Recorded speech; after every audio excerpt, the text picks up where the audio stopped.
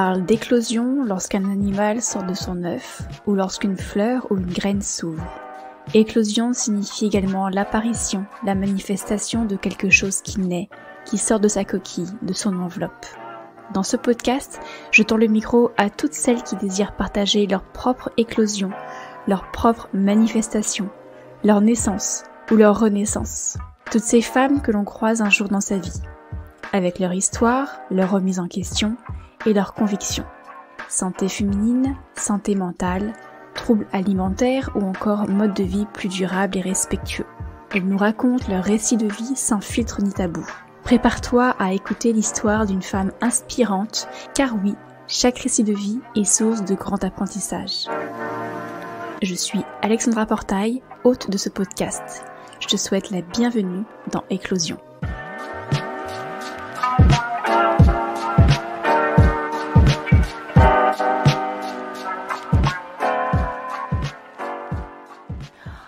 Oh non, zut, elles vont arriver. Elles n'arrivent jamais au bon moment. Ah non, chérie, pas ce soir. Cela te parle ? Peut-être que oui. Et dans ce cas, eh bien, tant mieux.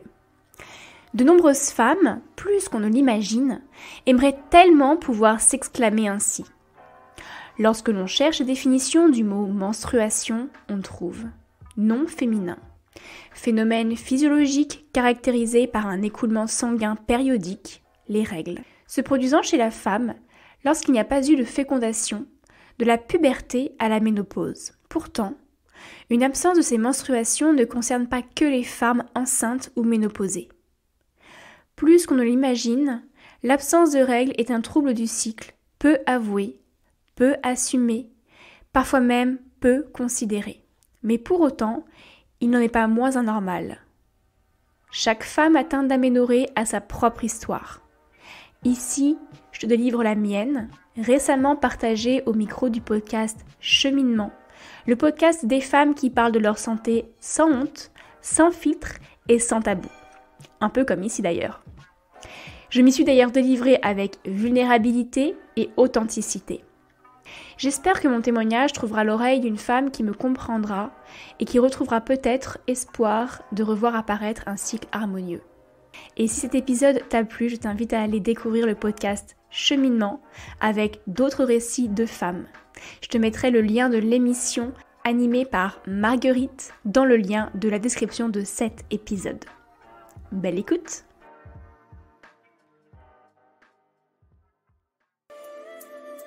À vouloir toujours tout contrôler, l'apparence, l'image que je pouvais renvoyer, les notes que j'avais, ou la moindre chose que je disais, c'était usant en fait, très usant. Et j'ai pris conscience de tout ça pendant cette année de voyage qui était pour autant très très intense, mais qui a été une vraie révélation pour moi. Et quand nous sommes revenus 1 an plus tard, j'étais pas changée. J'étais juste une personne évoluée, alors pas évoluée dans un sens positif du terme, mais juste une évolution de moi, tout simplement, un cheminement.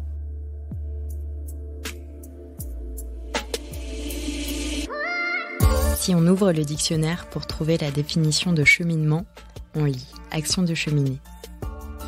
Mais aussi, en parlant de quelque chose qui est en mouvement, on lit que le cheminement est un déplacement, une avance, une progression graduelle. On parle du cheminement des sables, des électrons. On parle des cheminements de la Lune. Et dans ce podcast, on vous parle des cheminements de femmes, toutes différentes, toutes uniques, qui vous racontent des morceaux de leur vie. Une chance exceptionnelle d'être la première personne qui entend leur histoire, qu'elles racontent souvent pour la première fois. Ah, les règles. Souvent, on ne les aime pas trop. Surtout quand elles font très très mal. Je me souviendrai toujours du premier jour où je les ai eues. J'avais 8 ans et la douleur est arrivée comme un bruit strident qui m'a instantanément figée. Définitivement, ces règles, je les aime pas trop. Comme beaucoup de femmes d'ailleurs. Pourtant, si un jour elles disparaissaient mystérieusement, j'aurais du mal à ne pas m'inquiéter. Eh bien, c'est exactement comme ça que commence l'histoire d'Alexandra. Une femme solaire, brillante, chaleureuse, réconfortante. Une femme forte qui n'a pas peur de se remettre en question. Et qui fait en plus des super podcasts. Dans son histoire, il y a des moments plus sombres que d'autres, mais tous sont à écouter avec attention. Je suis Marguerite de Rodelec, bienvenue dans Cheminement.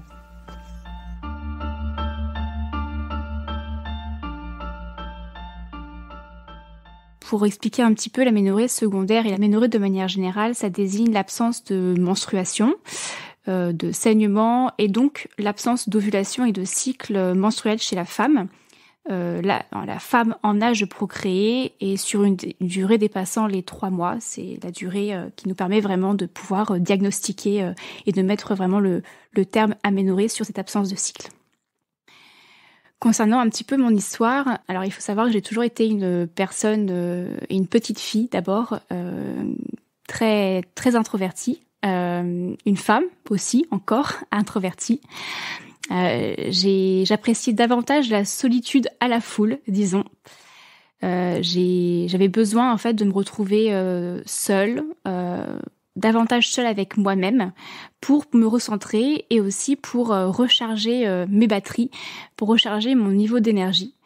Et on a très souvent dit on m'a très souvent dit aussi à moi, quand j'étais adolescente notamment, que j'étais une jeune fille renfermée, triste, voire même associable et froide. On m'a même déjà dit que, au premier abord, j'étais vraiment pas une personne vers laquelle on avait envie d'aller, et que dès qu'on me connaissait, que j'étais complètement une autre personne, comme une personne totalement différente. Donc je me suis dit peut-être que je suis un petit peu schizophrène, je ne sais pas, et avec une double personnalité. Mon enfance, elle a été marquée par plein de choses, forcément, comme beaucoup d'enfants, mais notamment par le divorce de mes parents lorsque j'avais 2 ans. Donc ça n'a rien d'extraordinaire ni d'exceptionnel, mais pour moi, finalement, et avec le recul, ça m'a beaucoup marqué. J'ai donc en fait ni connu ni vécu mes parents ensemble. Je n'ai pas non plus connu ni vécu la période de divorce, comme d'ailleurs certaines autres personnes ou enfants qui auraient pu connaître le avant et après. Moi, j'ai juste connu le après. En revanche, je me souviens parfaitement de la sensation que je pouvais éprouver d'être un peu trimballée comme une valise entre 2 maisons chaque semaine, chaque dimanche, entre 2 familles aussi complètement différentes, avec leurs convictions différentes, leurs mots différents. Je sentais aussi que j'étais un petit peu le centre des discordes entre mes parents. Je pensais vraiment que j'étais la source de toutes leurs engueulades et leurs chamailles. Et chaque dimanche soir, alors que certains ressentent le blues du dimanche soir, moi je vomissais. Je vomissais avant de repartir soit chez l'un, soit chez l'autre. Alors je me réfugiais avec un petit bol de popcorn devant les dessins animés du dimanche soir, les Sacartoons pour ceux et celles à qui ça parle. Et ça me permettait de penser à autre chose, mais ça finissait toujours un petit peu dans les toilettes. Malgré cette sensation vraiment pas très très agréable, j'ai eu une enfance pendant laquelle j'étais très entourée, très aimée. J'étais chérie, mes parents avaient confiance en moi. Mes parents, ma famille également. J'avais aussi quelques amis malgré tout. Donc je n'ai pas eu d'enfance malheureuse, en tout cas je ne peux pas le définir ainsi, mais je pense que comme tout enfant, on a forcément des moments dans la vie qui sont un peu plus sombres que d'autres et qui nous forgent au final, qui nous fragilisent aussi et qui nous permettent derrière de nous forger. Mais j'ai toujours été, en tout cas j'ai toujours senti que j'étais au centre d'une petite guerre de qui allait plus compter pour moi. Donc j'avais des parents qui à chaque fois, je pense, avaient des paroles peut-être un petit peu déplacées l'un envers l'autre à travers moi. J'étais un petit peu leur frontière, disons. Et tout ce que je dis là, ce sont les paroles d'une petite fille que j'étais, et non de l'adulte que je suis aujourd'hui, et qui pourrait d'ailleurs analyser avec le mental et non plus avec le cœur toute cette période avec plus de recul, Et donc, je ne l'en veux absolument pas à mes parents, hein, puisque je pense que ces moments-là ne sont pas des moments très agréables pour des parents. Et comme on ne peut pas être il n'y a pas d'école pour devenir parent. Donc, je pense qu'il n'y a vraiment pas de volonté à mettre la faute sur qui que ce soit. Mais en tout cas, ces genres de périodes forgent forcément des enfants.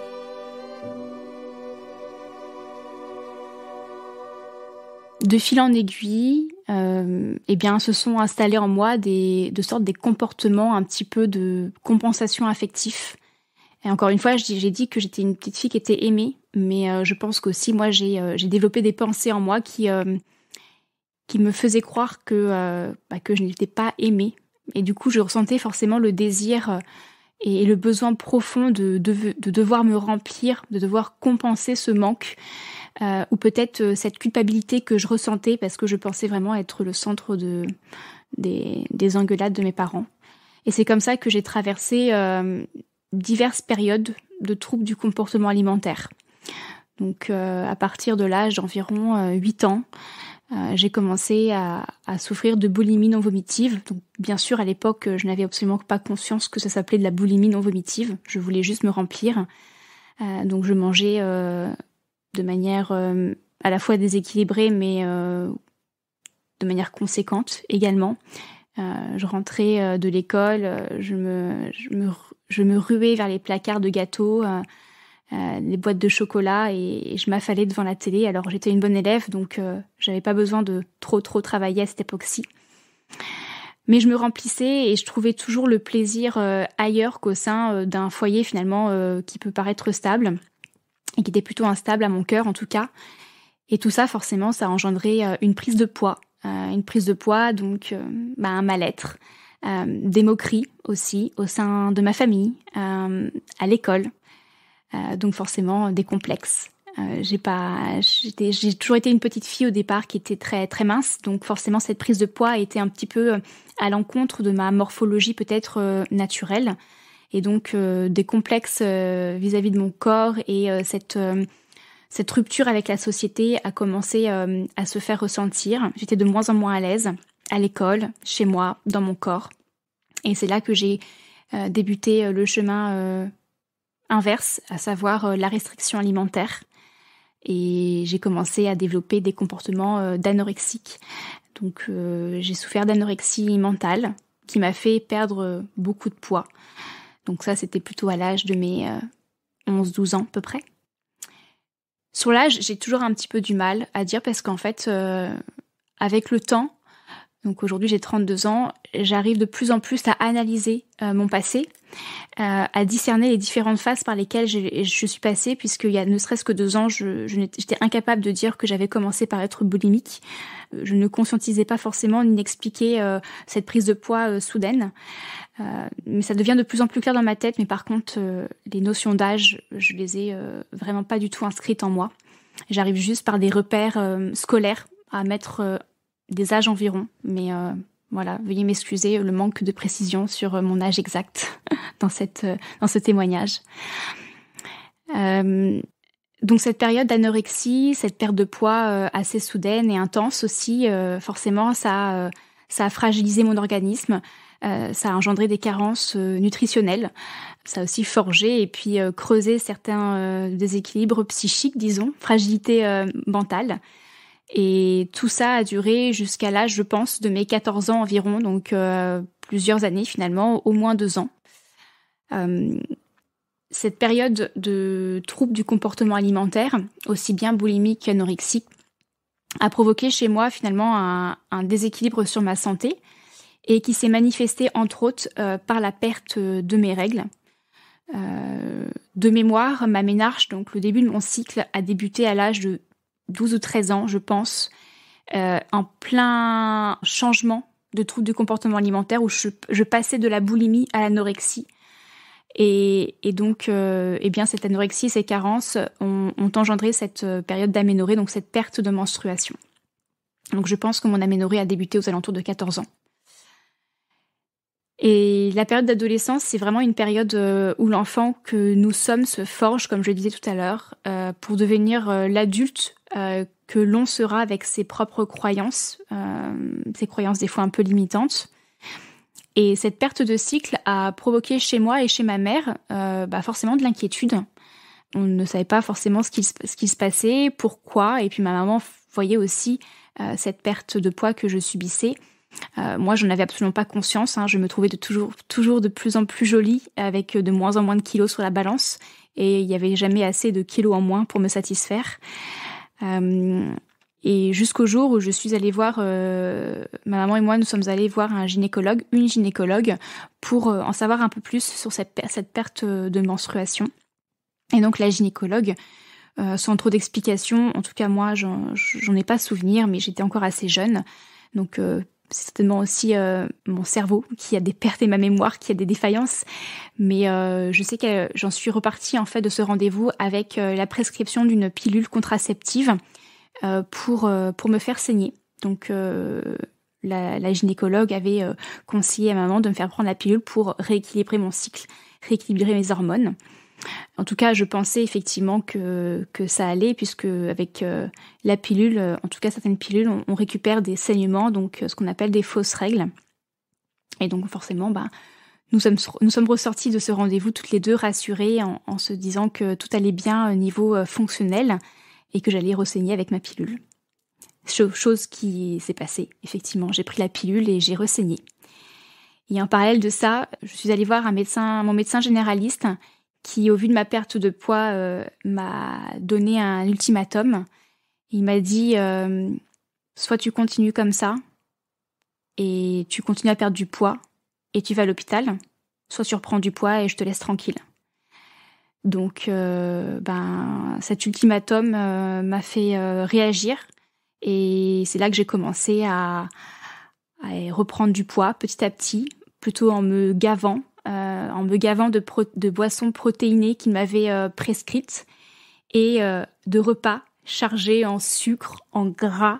Je me rappelle de ces Kit Kat Chunky, je ne sais pas si j'ai le droit de mentionner des marques, mais qui étaient pour moi des vraies récompenses, puisque c'était aussi très libérateur après tant d'années de restrictions que j'avais fait subir à mon corps. Et là, je me disais, tu as le droit de manger toutes ces cochonneries parce que sinon tu vas à l'hôpital. Donc au final, j'étais aussi rassurée, et ça me faisait plaisir. Mais cette prise de poids n'a pas forcément été faite de manière très saine, le but étant juste de reprendre du poids sur une balance pour éviter l'hôpital.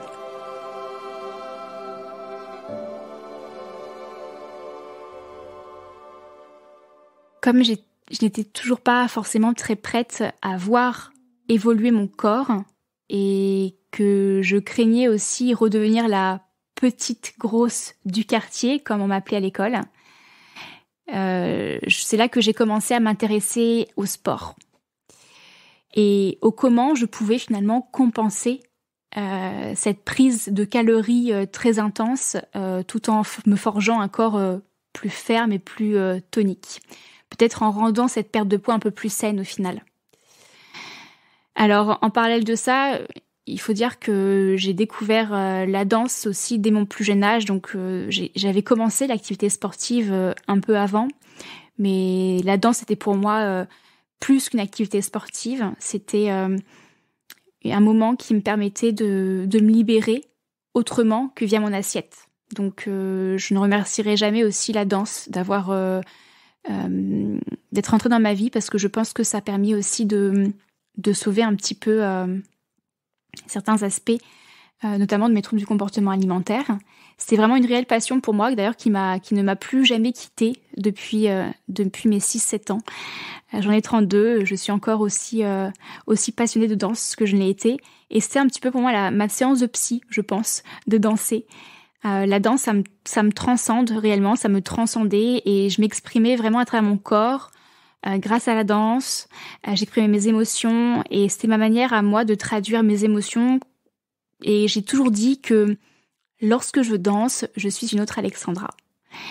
Et finalement, je ne suis pas une autre Alexandra. Je pense que je suis juste une facette différente de ma personnalité, de moi, et qu'on est toujours plus qu'une simple facette au final. Donc, je dis toujours que nous sommes diamants. Nous sommes diamants avec plein de facettes et en fonction de comment on oriente le diamant et de la luminosité de la pièce, eh bien, ça fait apparaître différentes couleurs. Mais pour revenir à ce nouveau comportement compensatoire que j'ai mis en place finalement, qui était d'intégrer l'activité sportive de manière intense, je me suis de plus en plus entraînée.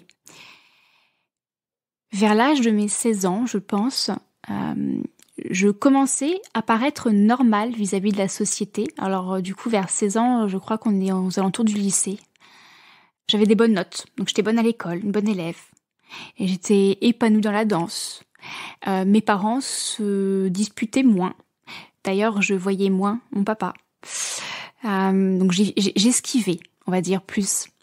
Je saignais, puisque j'avais la pilule. Je savais que mes parents m'aimaient, ils étaient fiers de moi parce que j'avais des bonnes notes également.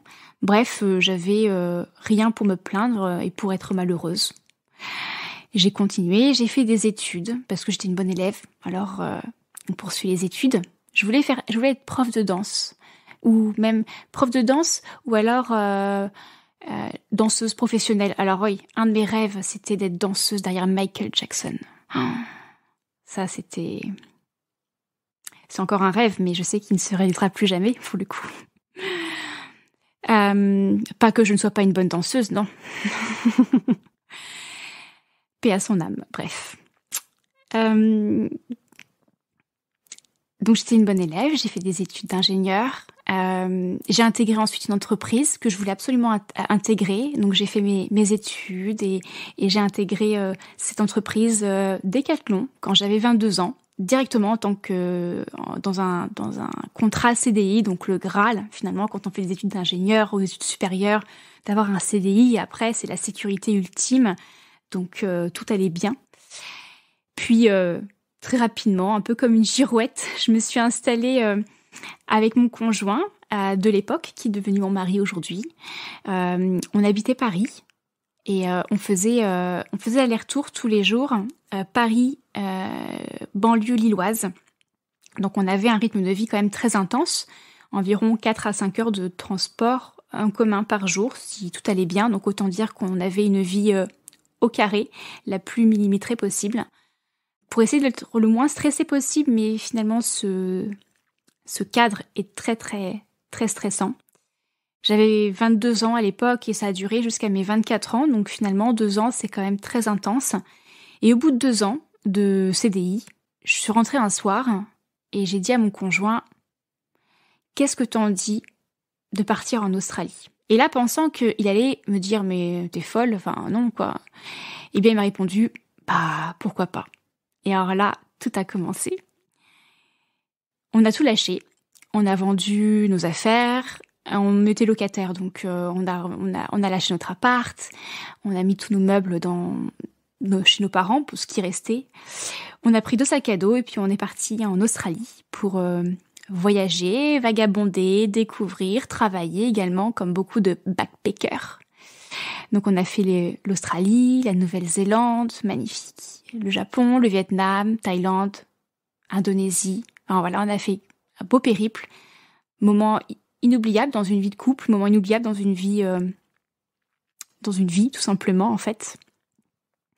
J'ai rencontré le yoga à cette époque-là. J'ai pris le temps, en fait, de renouer avec des désirs profonds. J'ai commencé, je pense, à aussi découvrir un peu plus qui j'étais, à accepter ces différentes facettes de mon diamant, à en prendre conscience surtout. Pendant cette période-là, j'étais forcément moins cartésienne puisque le but étant d'être dans le moins de contrôle possible. Et j'ai finalement compris que jusqu'à présent, j'ai toujours été dans l'hyper-contrôle. Et que à vouloir toujours tout contrôler, l'apparence, l'image que je pouvais renvoyer, les notes que j'avais, ou la moindre chose que je disais, ben c'était usant en fait, très usant. Et j'ai pris conscience de tout ça pendant cette année de voyage qui était pour autant très très intense, mais qui a été une vraie révélation pour moi. Et quand nous sommes revenus 1 an plus tard, j'étais pas changée. J'étais juste une personne évoluée, alors pas évoluée dans un sens positif du terme, mais juste une évolution de moi, tout simplement, un cheminement de ma personne.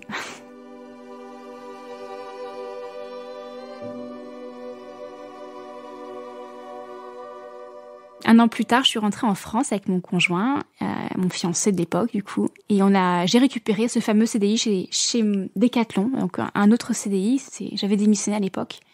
Donc j'ai eu cette chance incroyable de retrouver un CDI.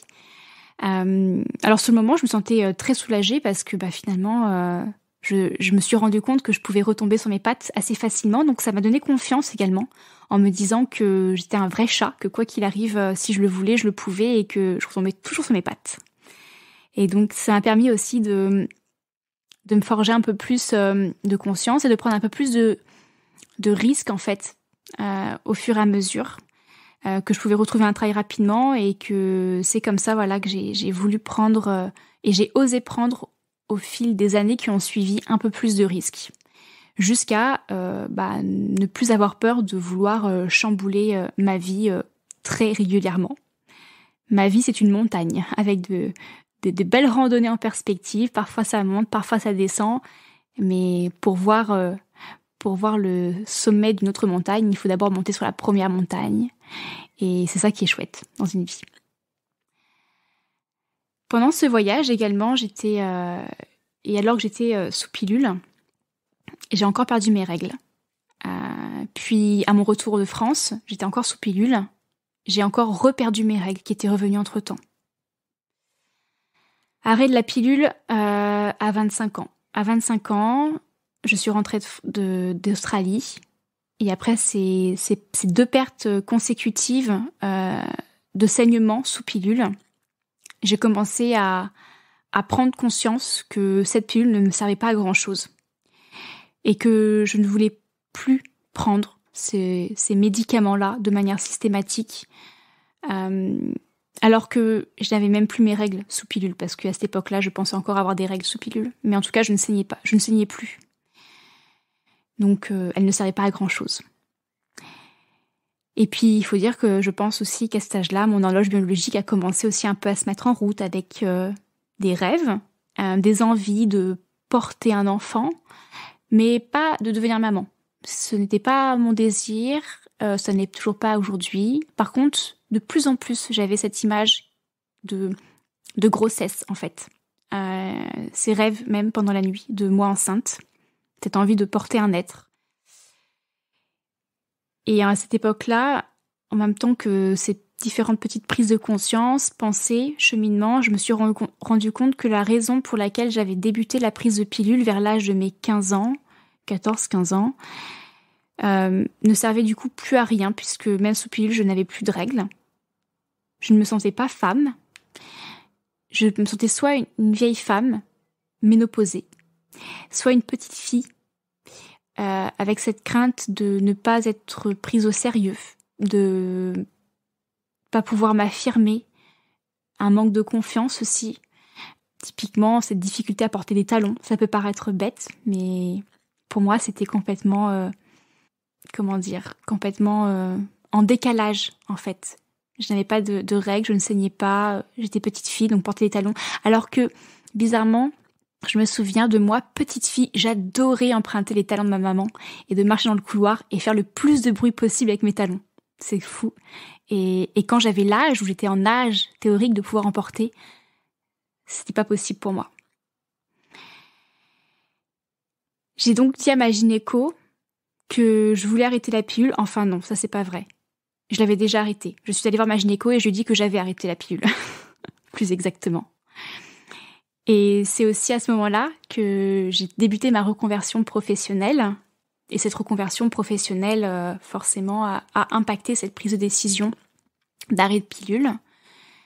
Je suis tombée sur un livre de naturopathie quand je suis rentrée d'Australie. Et à partir du moment où j'ai découvert la naturopathie et cette approche de la santé, j'ai eu une sorte de déclic. Et j'ai commencé à lire plein d'autres livres, à aller dans les bibliothèques et à prendre plein de livres un peu de manière compulsive. Dès qu'il y avait écrit santé naturelle ou dès qu'il y avait était écrit naturopathie, je le prenais sans même forcément lire le résumé. Et j'ai commencé à accumuler des livres et des livres et des livres, et c'était pas très écologique peut-être. Et là, je me suis dit, Bon Alexandra, c'est pas raisonnable, tu es en train de débourser tout ton argent dans des livres. Peut-être forme-toi à la naturopathie et comme ça au moins tu auras une idée globale et plus objective de ce qu'est la naturopathie et tu verras ce que tu pourras peut-être en faire plus tard, sachant que j'avais pas le désir de rester ingénieure toute ma vie. Et donc j'ai commencé à me former justement à la naturopathie. Une fois que j'ai arrêté la pilule et que j'ai dit à ma gynécologue que je l'avais arrêtée, eh bien je n'ai plus de cycle. Alors forcément c'est un des symptômes possibles d'un post-pilule après plus de 10 ans de pilule. Ce n'était pas forcément très surprenant. Mais le souci c'est que cette aménorrhée a duré pas 6 mois, pas 1 an, pas 2 ans, pas 3 ans, plusieurs années. Et là j'ai compris que l'aménorrhée que j'avais était due à mes troubles du comportement alimentaire, ou en tout cas en avait été l'une des conséquences. Mais que la cause de la cause, finalement, c'est peut-être un passif d'enfance, des relations avec des parents ou la société, des amis, mes frères aussi, mon frère, un mal-être psychologique, un manque de vitalité, un excès de sport, un aspect psychologique de vouloir plaire à la société, à son entourage, besoin de reconnaissance. J'ai commencé à prendre conscience que mon aménorrhée était assez profonde en fait. Et qu'elle avait été masquée par pas mal d'années de pilules. Et j'ai pris conscience au fur et à mesure aussi que je me suis formée à la santé, à la naturopathie, que j'ai aussi beaucoup découvert le fonctionnement du cycle de la femme, que ce n'était pas normal de ne pas avoir de cycle pour une femme. J'ai compris en fait, en tant que naturopathe ensuite, en tant que naturopathe qui exerce, que quelque chose clochait en moi. J'ai aussi pris forcément une prise de conscience écologique sur le fait que la pilule est un médicament. Mais j'ai vraiment pris conscience que ne pas avoir ces règles, ce n'était pas normal. Et que je voulais vraiment passer à l'action. Jusqu'à présent, l'aménorrhée pour moi était aussi j'ai eu un moment de déni en fait, c'est pas grave si j'ai pas mes règles, tant mieux, comme ça je n'ai pas mal, je suis tranquille, je peux faire mon sport quand je veux, je peux aller à la piscine. Jusqu'à ce jour-là où je me suis dit non, Alexandra, c'est pas normal, il faut que tu agisses. Et être naturopathe apprenait l'état de bonne santé quand toi-même tu te rends compte que tu n'es pas en bonne santé. Ça commençait à être désaligné en moi, disons. Et c'est là que j'ai pris conscience et que j'ai commencé à passer à l'action.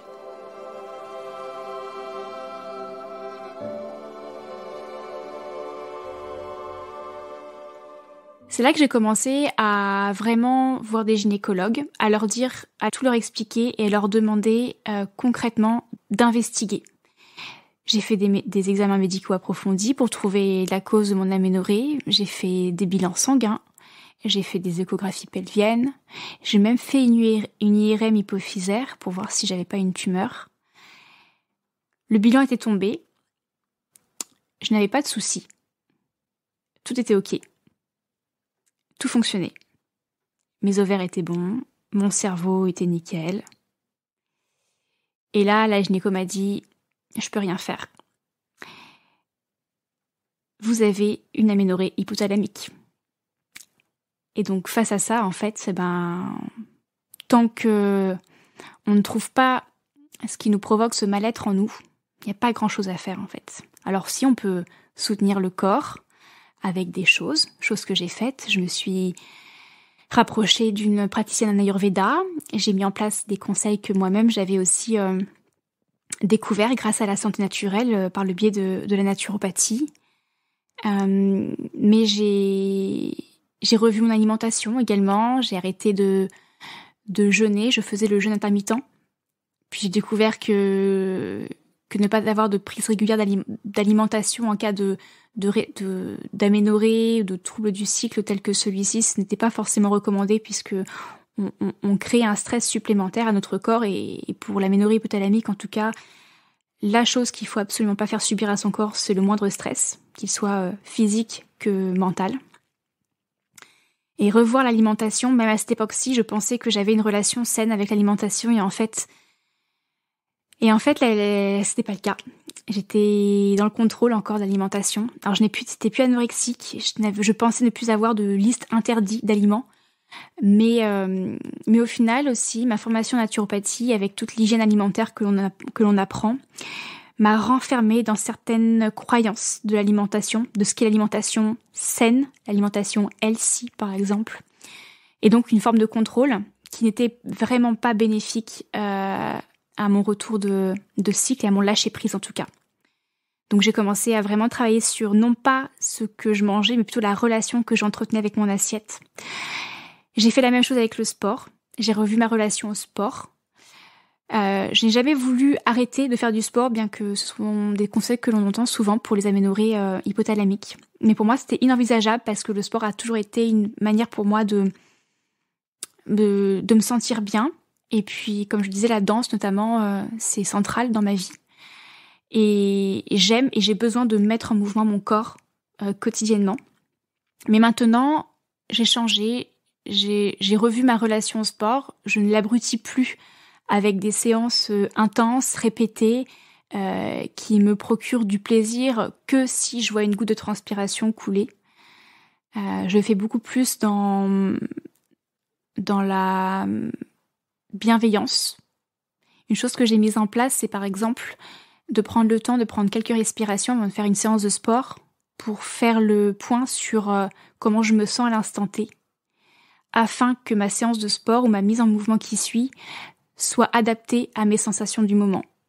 Contrairement à avant où je créais des plannings à la semaine d'entraînement sportif et c'était un jour cardio, après c'était travail des fesses, puis après travail de ceci, de cela. Et le jour J, peu importe comment je me sentais, il fallait que je fasse ma séance. Et ça, c'est plus le cas. J'ai aussi revu ma vision de ma vie aussi. J'ai remis au centre mes besoins, notamment en termes d'environnement de travail, de métier et d'environnement personnel également. Donc en poursuivant ma reconversion, en diversifiant mes casquettes également, avec la réflexologie, le yoga. Et nous avons réussi également au fur et à mesure avec mon mari à reprioriser notre environnement de vie. Et à l'âge de ma trentaine, je récupère les clés de ma maison entre la terre et la mer. Et une semaine après, je saignais. Alors on pourrait imaginer que j'ai mis du temps à bouger mes fesses pour retrouver mon cycle. C'est vrai, j'ai quand même mis plus de 10 ans. Bon, il faut savoir qu'une bonne partie de ces années, j'ai été dans l'inconscience, dans la méconnaissance plutôt aussi, puisque je pensais vraiment que tout allait bien, vu que j'étais sous pilule et que je saignais et que je n'avais absolument pas connaissance de comment ça fonctionnait. Mais en même temps, avec le recul, ce temps, il me fallait. J'avais besoin en fait de passer au travers de toutes ces étapes pour en être aussi là où j'en suis aujourd'hui. Et même si mon aménorrhée aurait pu m'engendrer certains désagréments de santé collatéraux, ce qui est peut-être le cas, ou peut-être que je vais le découvrir dans les prochains mois, aux prochaines années, puisque l'absence d'hormones n'est pas sans conséquence pour la santé, bien tant pis. Je ne regrette pas, c'est comme ça, et je sais que ce temps, j'en avais aussi besoin.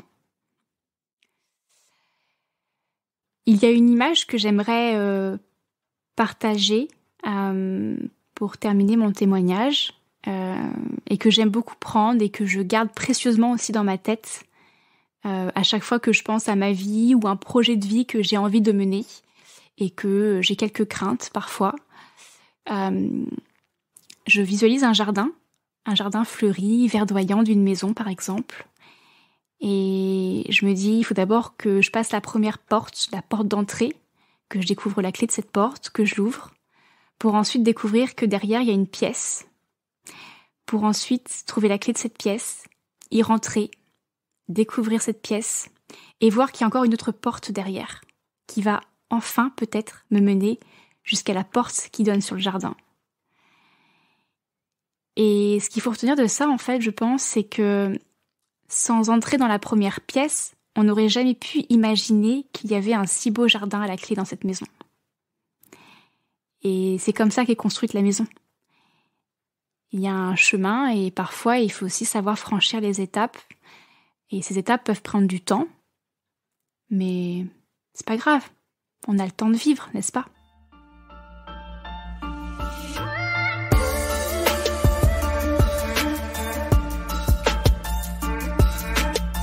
Vous venez d'écouter un épisode de Cheminement, le podcast qui donne une voix aux patientes, produit par MedCheck Studio et réalisé avec le soutien de Senap, l'application communautaire d'échange entre personnes malades. Abonnez-vous dès maintenant pour écouter les prochains épisodes et si vous voulez nous soutenir, couvrez-nous d'étoiles et de commentaires. Sachez que nous avons d'autres podcasts qui parlent de santé, le journal d'une infirmière, Endométriose Mon Amour et Mickey et compagnie. À très bientôt pour une nouvelle histoire.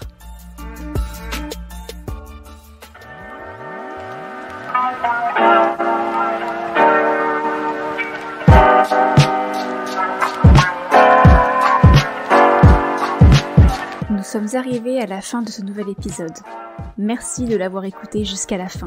J'espère qu'il t'aura plu, inspiré, voire chamboulé.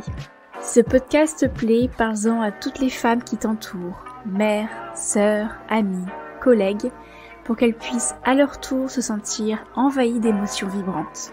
Mais aussi à t'y abonner et à le soutenir avec une note 5 étoiles sur Apple Podcasts et Spotify. Retrouve également tous les autres récits d'éclosion sur la plateforme d'écoute de ton choix ou sur le site hygienedevie.fr.